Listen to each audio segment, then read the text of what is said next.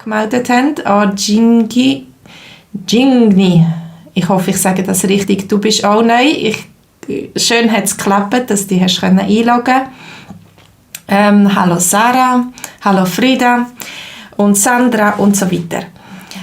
Ich muss glaube einfach aufhören, Hallo sagen, weil sonst haben wir die ganze Lektion vorbei, und ich habe erst Hallo gesagt. Also, heute geht es los mit Modalverben in Ich-Form. Und zuerst wir noch ganz schnell wiederholen. Die letzte Lektion, da haben wir gefragt, what's your name auf Schweizerdeutsch? Und wir sind per Du gewesen, aber natürlich kann man auch per Sie sein. What's your name auf Schweizerdeutsch und was ist where are you from? Genau. Das ist von unserem letzten Dialog, wo sich zwei verliebt haben. Oh, Kriegeli. Das ist ein typisch Schweizer Name. Also, heute geht es um Modalverben. Die ersten haben wir da notiert. Was ist dein Name? Genau, das ist wörtlich übersetzt. Oder genau, Jingi, wie heissest du? Oder du kannst auch fragen, wie heissest du? Du musst nicht unbedingt du sagen auf Schweizerdeutsch. Wenn du Fragen hast, schweizerdeutsche Fragen, dann kannst du weglassen. Genau, woher kommst du, Chiara? Das ist das Nächste. Woher kommst du? Oder woher kommst du? Oder, wenn du per Sie bist, woher kommen sie?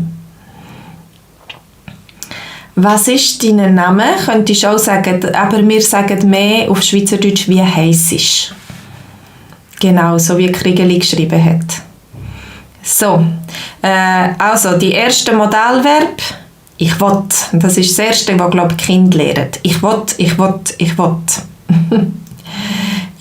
ein Spielzeug, ich will rausgehen, ich will nicht schlafen.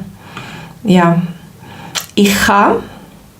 Ihr könnt schon einiges in Schweizerdeutsch. Ihr könnt mich hoffentlich verstehen. Genau, Justina, die Lektion ist später verfügbar online, dort, wo der Text auch ist, wo du dich einloggen kannst. Du musst einfach ganz runterscrollen. Zuerst kommt der Text und Audio und Bilder und nach der Frage kommt dann unser Livestream. Ich muss arbeiten, ich muss ins Bett, ich muss mehr turnen. Genau, David, du kannst sie nachher anschauen. Ich sollte mehr Sport machen, aber ich habe keine Lust. Vielleicht. Und dann haben wir noch zwei andere Modalverben. Ich darf, also die Erlaubnis haben. Die Kinder fragen die Eltern viel, Mami, darf ich raus spielen? Oder Mami, darf ich zu meinem Kollegen übernachten? Oder so. Oder die Eltern sagen, nein, das darfst du nicht. Ja? Und dann nachher das Verb mögen, da muss ich euch dann noch ein bisschen dazu erzählen, weil das heisst nicht to like. Mögen auf Schweizerdeutsch bedeutet nicht etwas gern haben. Wenn wir etwas gern haben, sagen wir gern, das Adverb gern. Okay.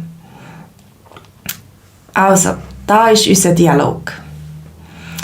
Ich brauche ein bisschen Zeit für mich. Ja, wer kann dem zustimmen? Ich brauche ein bisschen mehr Zeit für mich. Ja, ich brauche ein bisschen Zeit.